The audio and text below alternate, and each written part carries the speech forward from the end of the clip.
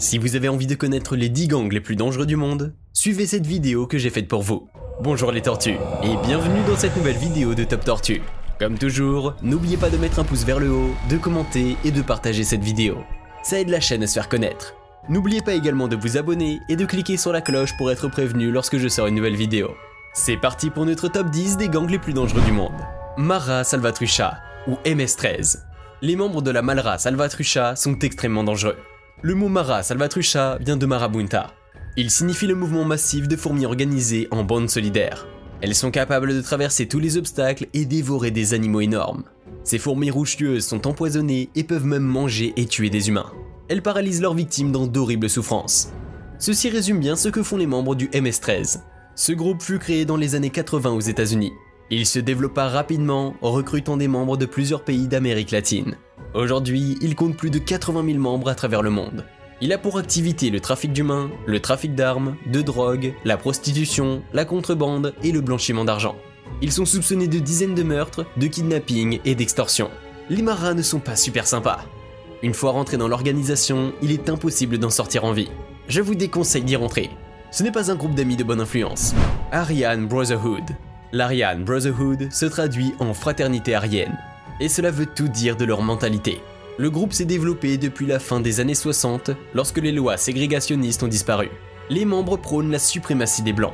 Ils sont extrêmement violents, notamment en prison, du fait que les détenus blancs et noirs sont mélangés depuis la fin des années 60. Ils sont à l'origine de 21% des meurtres en prison, alors qu'ils représentent moins de 1% de la population carcérale. Ils se reconnaissent entre eux grâce à leurs tatouages renvoyant au régime nazi et au mouvement d'extrême droite. Afin de rentrer dans l'organisation, il faut être blanc et avoir tué au moins une personne. Ils travaillent avec la mafia mexicaine et le Ku Klux Klan. Comme les Maras, il est impossible de quitter l'organisation vivant. Ils sont moins nombreux que les autres gangs afro-américains, donc n'hésite pas à asseoir leur réputation avec une violence inimaginable. Ils sont majoritairement présents en Californie et aux États-Unis, mais se sont beaucoup développés depuis leur création. Camorra. La Camorra est une organisation cousine de la Cosa Nostra, fameuse mafia italienne. Néanmoins, ils ne sont pas dirigés par un parrain au-dessus de tout le monde. Ils sont dirigés par plusieurs familles ayant chacune leur territoire. Au total, il y a 106 familles ayant chacune un chef. Cette organisation est extrêmement lucrative. Son chiffre d'affaires s'est élevé à 13 milliards d'euros en 2013. Cet argent provient de plusieurs activités pas très légales. Nous y retrouvons le trafic de drogue et d'humains, le trafic d'armes et des extorsions de fonds par le biais du PISO. C'est un impôt soutiré aux entreprises du territoire en échange d'une soi-disant protection. Ils sont aussi à l'origine de multiples fraudes, le trafic de déchets étant un de leurs principaux atouts.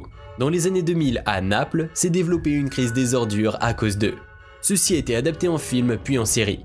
Un récit documentaire avait été réalisé par un journaliste appelé Roberto Saviano, qui fut placé sous protection policière de nombreuses années. Son livre est nommé Gomorrah et décrit les activités du gang. Los Zetas. Les membres de Los Zetas ne sont pas des rigolos. Ils sont principalement d'anciens militaires surentraînés et des anciens membres de l'unité d'élite de lutte contre les narcotrafiquants de l'armée mexicaine. Ainsi, ils ont tous une expérience faisant de leur organisation un gang très dangereux. C'est devenu un des cartels les plus importants au Mexique, disposant de plus de 100 000 hommes armés. Ce gang a été créé dans les années 90 par Osiel Cárdenas Guillén. Il s'est très vite développé et a notamment recruté des enfants soldats. Ils se sont retournés contre un allié afin de récupérer le trafic de la frontière américo-mexicaine et ceci fut très meurtrier. Des règlements de compte par milliers à des très grandes échelles éclatèrent. L'organisation a dû revoir ses méthodes et a créé des camps d'entraînement et de rétention. Ils faisaient travailler sans relâche des prisonniers et d'autres kidnappés. Ils sont considérés comme l'un des gangs les plus dangereux de la planète. Ils fournissent aussi beaucoup de drogue aux mafias italiennes. Selon les autorités américaines, ils sont liés à la 'Ndrangheta, l'une des plus grandes mafias italiennes. Autant dire qu'il ne faut pas les chercher. Les Yakuza. Les Yakuza comptent plus de 60 000 membres. Ils sont donc répandus partout sur la planète. Mais ils sont loin de vivre cachés de tous. Ils ont la particularité d'être organisés comme association légale au Japon mais aussi à l'étranger.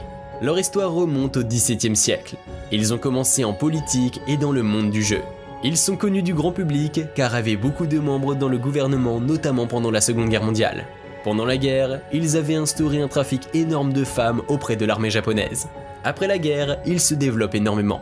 Ils ont instauré un marché noir approvisionnant la population de produits de première nécessité. Dans les années 60, ils étaient présents partout et dans tous les secteurs. Que ce soit dans l'illégal avec les trafics ou les secteurs légaux dans l'immobilier ou la politique. Les Yakuza étaient connus pour avoir des yeux de partout. Ils se font reconnaître grâce à leurs tatouages. Si jamais un membre commet une erreur, il doit être puni d'un harakiri, la technique qu'utilisait un samouraï pour se donner la mort. La mafia mexicaine. La mafia mexicaine n'est pas que présente au Mexique, mais partout dans le monde. Elle est encore plus grande et importante que le gang MS-13. Elle est composée de plusieurs gangs différents nommés les Surenos. Cette organisation fut créée en 1957 dans une prison américaine. Les membres du gang sont tatoués d'une main noire sur le torse. Ils doivent suivre des règles strictes sous peine d'assassinat. Donc, la prochaine fois que vous prenez une heure de colle pour avoir fabriqué une serbacane avec votre effaceur au lycée, dites-vous qu'il y a pire comme punition. Il est interdit de balancer les autres membres du gang, ainsi que de les voler ou de leur manquer de respect. Sinon, vous serez tué sur le champ. Ce gang est accusé de nombreux meurtres, ainsi que de toutes sortes de trafics et de transports illégaux de migrants. Ils sont alliés avec l'Aryan Brotherhood, et ainsi gouvernent ensemble beaucoup de territoires et contrôlent beaucoup de prisons. Par contre, ils sont ennemis avec les Crips et les Bloods.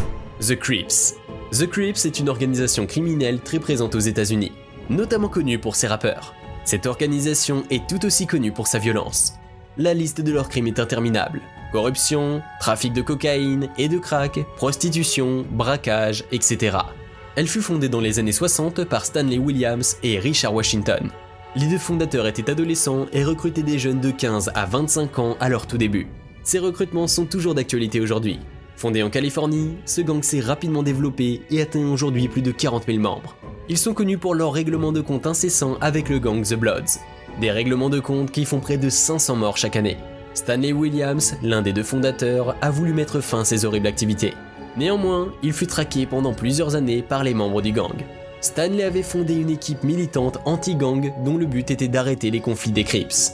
Mais il fut exécuté par le gang, The Bloods.